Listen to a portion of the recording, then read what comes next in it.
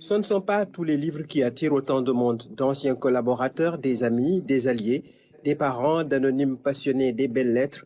Ils étaient nombreux à assister à la cérémonie de dédicace d'un ouvrage pour lequel l'éditeur n'a pas hésité un seul instant. Connaissant l'utilité du travail de la mémoire, j'ai tout de suite dit que ce travail, nous allons le faire et nous allons le faire avec un immense plaisir. Séance tenante, j'ai fait faire le contrat, on a établi le devis de publication et M. Ndao a sorti le chéquier. Sans doute le contrat le plus rapide de l'histoire de cette maison d'édition, le livre aborde les grandes problématiques de l'eau, mais il dévoile aussi quelques facettes de la vie de celui qui l'a fait naître. Si c'était que l'eau dans toute sa technicité, il n'aurait pas été aussi agréable à lire. Nous connaissons aussi mieux cet étudiant sénégalais qui, comme d'autres, vous avez formé une belle famille en Europe pour vos études.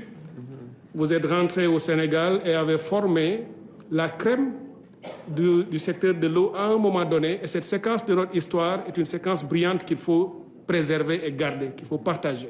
L'eau unit, mais l'eau divise aussi. Fadel Ndao est convaincu que c'est un facteur de paix à l'image de ce qui se passe avec l'OMVS en matière de gestion partagée.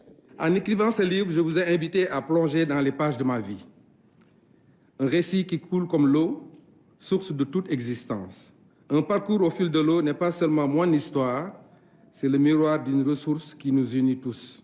L'eau doit être protégée, maîtrisée, stockée avec sagesse, traitée, évacuée avec soin. Mieux, réutilisée en toute sécurité pour assurer le bien-être, la santé et l'autosuffisance alimentaire des populations. L'auteur, formé comme ingénieur hydraulicien à l'École nationale du génie de l'eau et de l'environnement de Strasbourg, a eu une longue carrière qui dépasse le Sénégal.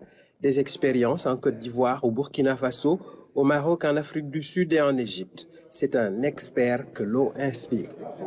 Dans les veines de la terre, lentement tu coules.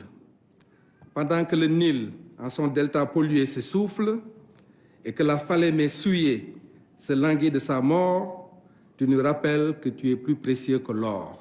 Pendant la campagne électorale, je disais souvent que pour moi, l'eau est plus importante que le pétrole. J'y crois fortement. Le pétrole, au bout d'un moment d'exploitation, il sera terminé. Si on ne l'a pas utilisé à transformer les secteurs économiques et sociaux, on a des problèmes. Beaucoup de pays l'ont vécu.